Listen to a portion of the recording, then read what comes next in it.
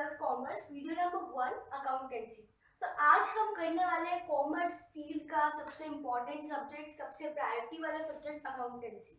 ठीक है, तो पहले सब्जेक्ट को स्टार्ट करने से पहले मैं आप लोग को इंट्रोडक्शन देना चाहूँगी और मैं आप सबको विश यू सक्सेस बोलना चाहूँगी कि आपने कॉमर्स की फील्ड को चूज़ किया है एंड होप सो आपके लिए CA, CMA, CS के अलावा भी बहुत सारे ऑप्शंस खुले और आप बहुत सारी चीज़ों को एक्सप्लोर करते जाए इस जर्नी के दौरान, क्लास 11th-12th की जर्नी के दौरान।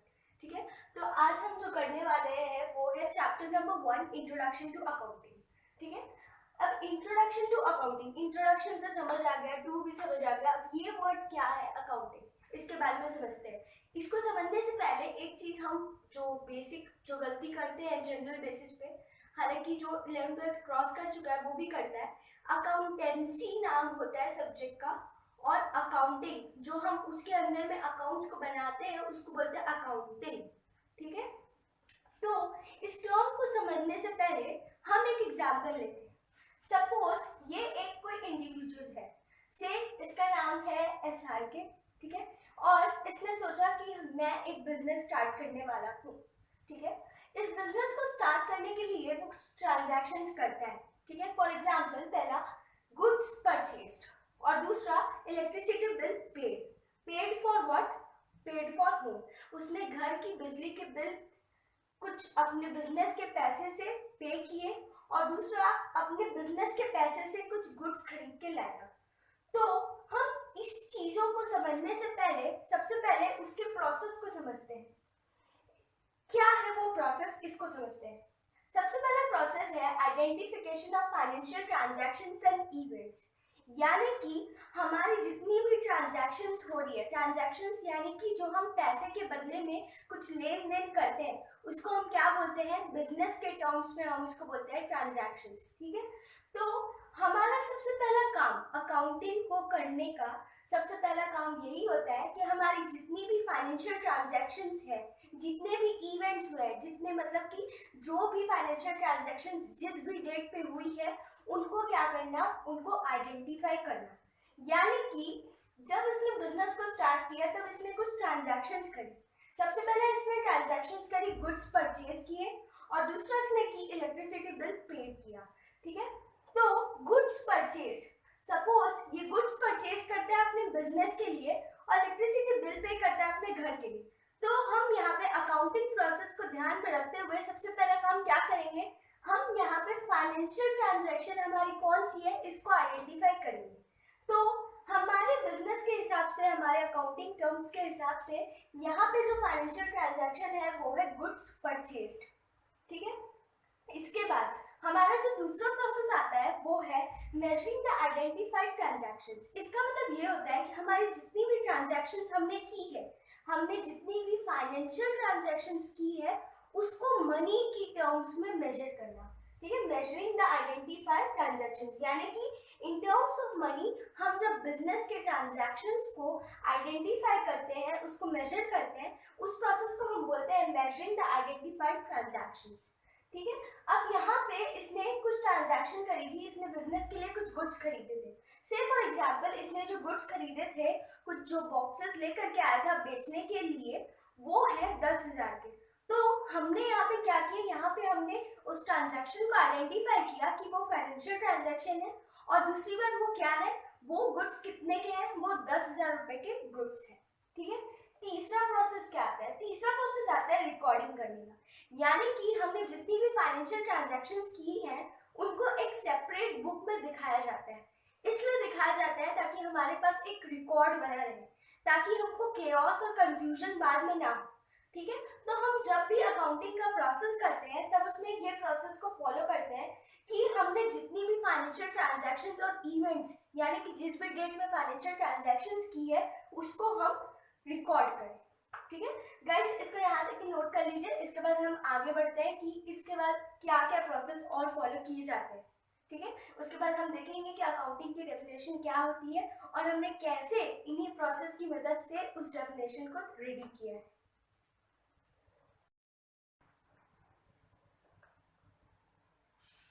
तो गाइस अब हम आगे बढ़ते हैं अपने नेक्स्ट अकाउंटिंग के प्रोसेस में। लेकिन उससे पहले मैं आप लोगों को ये चीज़ बोलना चाहूँगी कि डिजिटली पढ़ना कोई बकवास चीज़ें नहीं होती है, अच्छी चीज़ है। आप डिजिटली पढ़ सकते हैं, मैंने भी डिजिटली पढ़ा है और मैं ये चीज़ों पर बिलीव करती हूँ कि मैंने जो भी पढ़ा है उसको आगे आप तक पहुँचाऊँ। अगर आपको ऐसा लगता है कि वीडियो समझ नहीं आ रही है या फिर ऐसा कुछ लग रहा है कि कुछ प्रॉब्लमेटिक है या कुछ क्लियर नहीं हो रहा है, तो आप प्लीज़ मुझे कमेंट सेक्शन में नीचे बताएं और मैं कोशिश करूँगी कि कुछ अच्छे तरीके से उसको प्रेजेंट कर पाऊँ, ठीक है। उससे पहले हम देख लेते हैं कि ये जो हमारा अकाउंटेंसी का सब्जेक्ट है, ये इसकी वेटेज है 100 मार्क्स की और इसमें हम इस साल जितने चैप्टर्स करने वाले हैं वो 20 चैप्टर्स, ठीक है। अब हम अकाउंटिंग की जो 3 प्रोसेस थी रिकॉर्डिंग तक की, ठीक है, पहले हमने आइडेंटिफाई किया था, उसके बाद उसको मनी की टर्म्स में मेजर किया था, उसके बाद हम उसको रिकॉर्ड कर रहे थे। अब इसके बाद क्या नेक्स्ट स्टेप क्या आने वाले, उससे पहले हम एक चीज और जान लेते हैं कि क्योंकि मैंने बोला था कि हम फाइनेंशियल ट्रांजैक्शंस का एक रिकॉर्ड बना के चलते हैं बिजनेस के टर्म्स में, तो उस स्पेशल बुक को जिसमें सारी रिकॉर्डिंग की जाती है ट्रांजैक्शंस की, उस स्पेशल बुक को हम बोलते हैं जर्नल, ठीक है। अब हम नेक्स्ट स्टेप में आगे बढ़ रहे हैं, वो है चौथा क्लासीफाई। क्लासीफाई करना यानी कि सब चीजों को जो समूह में है, जो एक साथ में बहुत सारी चीज एग्रीगेट में हमारे पास है, उसको छाटना, उसको अलग अलग करना। फॉर एग्जाम्पल हम सब्जी बाजार जाते हैं तो वहां पर हम अच्छी अच्छी क्वालिटीज के जो फ्रूट्स रहते हैं, वेजिटेबल्स रहते हैं, उसको सेग्रीगेट करने की कोशिश करते हैं, ठीक है। वैसे ही हम जितनी भी ट्रांजैक्शंस इस जर्नल की बुक पे लिखते हैं उसको अब अलग अलग सेग्रीगेट करते हैं कि कितनी ट्रांजैक्शन सेल्स की है, कितनी ट्रांजैक्शंस परचेज की है, और भी अदर ट्रांजैक्शंस हुई जाती है जिसको हम रिकॉर्ड करते हैं अलग अलग बुक्स बना करके, ठीक है। ऐसी बुक्स को हम क्या बोलते हैं, ऐसी बुक्स को हम बोलते हैं लेजर, ठीक है, LEDGER लेजर, ठीक है। तो इसको सेग्रीगेट करना, इस प्रोसेस को हम क्या बोलते हैं, इस चौथे प्रोसेस को हम क्या बोलते हैं, क्लासीफाई। अब नेक्स्ट स्टेप क्या आता है, नेक्स्ट स्टेप आता है समराइजिंग करने का। समराइजिंग इस टर्म से ही समझ आ रहा है कि कुछ समरी बनाना, ठीक है। जैसे हम किसी भी बुक की स्टोरी को पढ़ के समरी बनाते हैं, समराइज करते हैं, वैसे ही अकाउंटिंग में भी एक कंक्लूजन बनाया जाता है, ठीक है। साल के एंड में या 6 मंथ्स के बाद या मंथली ऐसे करके बहुत सारी समरीज बनाई जाती है ताकि वो उसके फाइनेंशियल यूजर्स तक की पहुंच सके। तो हम इसमें क्या करते हैं, इसमें हम जितनी भी अलग अलग बुक्स को क्लासीफाई कर रखे हैं उनके हम रिकॉर्ड बना करके एक एग्रीगेट अमाउंट को सिलेक्ट करते हैं। फॉर एग्जाम्पल मैंने यहाँ पे सेल्स की बुक को अलग किया, यहाँ पे परचेज की बुक को अलग किया। अब मैं क्या करूंगी, इस सेल्स को मैं अलग अलग नहीं देखूंगी कि ये सेल्स है, ये सेल्स है, वो सेल्स है, ये नहीं देखूंगी। मैं अब देखूंगी समरी को कि मेरी टोटल सेल्स कितने की है। फॉर एग्जाम्पल मेरी टोटल सेल्स है 60,000 रुपीज की, तो अब मैं क्या अमाउंट लेके चलूंगी कि मेरी टोटल सेल्स एग्रीगेट में 60,000 है, मुझे अलग अलग सेल्स देखने की इसमें जरूरत नहीं है। अब हम परचेज की तरफ आगे बढ़ते हैं। परचेज की तरफ आगे बढ़ते हैं तो वैसे ही मैंने यहाँ पे परचेज की बुक जितनी भी ट्रांजैक्शन थी उसको अलग कर दी। अब मैं यहाँ पे एग्रीगेट बना रही थी, मेरे परचेज टोटल परचेज साल भर की परचेज कितनी है, ₹80,000 की। अब मेजर चीज जो इसमें ध्यान रखने की है वो ये है कि हम समराइजिंग में 3 चीजें हमेशा बनाते हैं, ठीक है। इसको हम आगे पढ़ेंगे, लेकिन अभी के लिए आप इस टर्म्स को जान लीजिए कि क्या क्या बनाया जाता है। सबसे पहला ट्रायल बैलेंस, दूसरा है प्रॉफिट एंड लॉस अकाउंट यानी कि हमारा जो स्टेटमेंट पोजीशन है वो, और तीसरा है बैलेंस शीट, ठीक है। बैलेंस शीट यानी कि जो हमारे फाइनेंशियल स्टेटमेंट को बताता है वो, ठीक है। तो हम समराइजिंग में 3 प्रोसेस को फॉलो करते हैं और इसमें क्या किया जाता है, इसमें एग्रीगेट देखी जाती है कि टोटल हमारा कितना आउटपुट आ रहा है वो। अब बढ़ते हैं नेक्स्ट।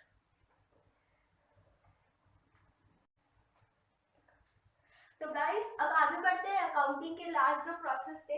तो इसका अब 6th प्रोसेस जो आता है वो है एनालिसिस एंड इंटरप्रिटेशन। क्या है, एनालिसिस एंड इंटरप्रिटेशन।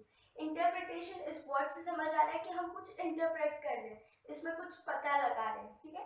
तो हमने जैसे पिछले प्रोसेस में क्या किया था, हमने जो भी बुक्स थी, जो भी ट्रांजैक्शन थी, उसकी एग्रीगेट बनाई थी कि हमारी जो सेल्स है वो 60,000 की है और जो हमारे परचेजेस है वो है ₹80,000 की। अब हम इसको क्या करेंगे, अब यहाँ पे काम आता है जितने भी सीए होते हैं यानी कि जो आप बोलते हैं चार्टर्ड अकाउंटेंट्स, उनकी बारी आती है, ठीक है।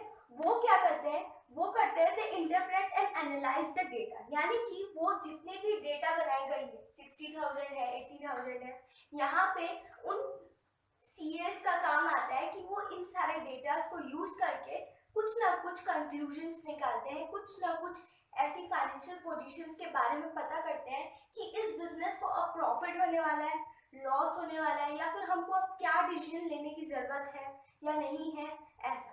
ठीक है, तो हम इस 6 प्रोसेस में क्या करते हैं, एनालिसिस एंड इंटरप्रिटेशन में हम यहाँ पे इंटरप्रेट करते हैं हमारे डेटा को। अब नेक्स्ट प्रोसेस, लास्ट प्रोसेस में इसके पहुंचते हैं, तो वो है कम्युनिकेटिंग टू इट्स यूजर। जब वो डेटा इंटरप्रेट हो जाता है, सीए के द्वारा फाइनलाइज हो जाता है, उसके बाद हम इसके जो यूजर्स हैं, यानी कि जो कंपनीज है वो अपने डेटा को इंटरनेट पे दिखाती है, उसके जो शेयर होल्डर्स हैं, उनके जो स्टेक होल्डर्स हैं, या फिर जो भी इंटरेस्टेड यूजर्स हैं, उन तक के अपने डेटास को, अपनी फाइनेंशियल पोजीशंस को पहुंचाती है। ठीक है, क्यों? ताकि उनके कंपनीज में पैसा आ सके, उनके कंपनीज में इन्वेस्टमेंट आ सके, इसलिए। ठीक है, तो वो अपने रिजल्ट्स को, अपने प्रॉफिट और लॉस को क्या करती है, दिखाती है, उनके यूजर्स तक के पहुंचाती है। अब बात की जाए तो यूजर्स की, तो यहाँ पे यूजर्स दो तरह के होते हैं। सबसे पहले इंटरनल यूजर्स और दूसरा एक्सटर्नल यूजर्स। इंटरनल यूजर्स यानी कि जो कंपनी के लोग हैं वो भी कुछ डेटा को यूज करके कुछ ना कुछ कंक्लूजन्स बनाते हैं, कुछ ना कुछ डेटा को इंटरप्रेट करके कुछ ना कुछ ऐसा निकालते हैं कि इंफॉर्मेशन लैग ना हो, उनकी कुछ ना कुछ डेवलपमेंट और ग्रोथ में हेल्प हो सके। ठीक है, और एक्सटर्नल यूजर्स क्या करते हैं, एक्सटर्नल यूजर्स यानी कि जो कंपनी के बाहर के लोग हैं, वो भी इस डेटा को यूज करके वो डिसाइड करते हैं कि हमको इस कंपनी में इन्वेस्टमेंट करनी है या नहीं करनी। तो अब हम यहाँ 7 प्रोसेस में पहुंचते हैं, कम्युनिकेटिंग टू इट्स यूजर्स में, और ये यहाँ पे एंड हो जाता है अकाउंटिंग का प्रोसेस। ठीक है, तो हम एक बार आप रिवाइज कर लेते हैं। सबसे पहले हमने क्या किया, सबसे पहले हमने जितनी भी ट्रांजैक्शंस हैं उनको आइडेंटिफाई किया, उसके बाद उसको मनी के टर्म्स में मेजर किया, मेजरिंग। उसके बाद हमने किया रिकॉर्डिंग। ठीक है, हमने इस जो मनी के टर्म्स में जितनी भी ट्रांजैक्शंस को मेजर किया था उसको हमने रिकॉर्ड किया सेपरेटली इन ए बुक। ठीक है, that is known as journal. और फिर उसके बाद उस जर्नल में से अलग अलग ट्रांजैक्शंस को डिफरेंट डिफरेंट बुक्स में क्लासीफाई करने लगे। ठीक है, तो चौथा स्टेप हमारा क्लासीफाइंग है। क्लासीफाई करने के बाद हमने एक एग्रीगेट अमाउंट निकाला। ठीक है, जिसको हम बोलेंगे क्या, जिसको हम बोलेंगे कि हमने एक समरी बनाई। ठीक है, यहाँ पे समरी आएगा। और फिर उसके बाद हमने क्या किया, समरी बनाने के बाद उसको क्या किया, उसकी कुछ इस डेटा को एनालाइज किया, उसको कुछ इंटरप्रेट किया, और फिर उसके बाद लास्ट में हमने क्या किया, उसकी यूजर्स जो है उसको कम्युनिकेट कर दिया। तो आप इस न्यूमेरिक कोड को याद रखिए, IMRC, यहाँ पे SB आएगा, समराइजिंग क्योंकि हो रहा है, और फिर उसके बाद एनालिसिस एंड कम्युनिकेशन AC। ठीक है, तो IMRC SAC याद रखिएगा। ठीक है, अब क्वेश्चंस में ये चीज पूछी जाती है कि अकाउंटिंग का प्रोसेस बताइए, तो आप कभी भी टर्म्स में कंफ्यूजन मत क्रिएट कीजिएगा कि हमको क्या पूछा जा रहा है। अगर बोल रहा है कि अकाउंटिंग की प्रोसेस बताइए, या फिर बोल रहा है कि कैरेक्टरिस्टिक्स बताइए, या फिर बोल रहा है कि एट्रीब्यूट्स बताइए, तो आप इस टर्म्स को देख करके कंफ्यूज ना हो। ये सेम चीज पूछ रहा है कि अकाउंटिंग की जो हमने ऊपर में प्रोसेस पढ़ी थी उसके बारे में पूछ रहा है। ठीक है, तो आप इस चीज को ध्यान रखिएगा। अब हम आगे बढ़ते हैं अकाउंटिंग की डेफिनेशन के बारे में कि अकाउंटिंग की डेफिनेशन हम इन प्रोसेस की मदद से कैसे निकालते हैं। ठीक है, उसके बाद हमारा यहाँ पे जो अकाउंटिंग का मतलब है वो यहाँ पे एंड हो जाएगा।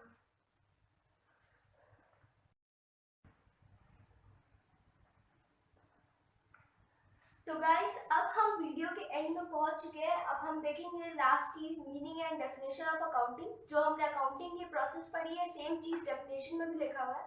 आइए देखते हैं कैसे। इसमें मैंने लिखा है accounting is the art of recording, classifying and summarising in a significant manner and in terms of money transactions and events which are in part of least of financial character and interpreting the results thereof। अब ये किताबी definition है, तो अब हम इसको समझते हैं कि इसमें एक्चुअल में क्या चीज लिखी हुई है। एक चीज ये मीनिंग एंड डेफिनेशन, कभी सोचा है कि इसमें क्या डिफरेंस होता है?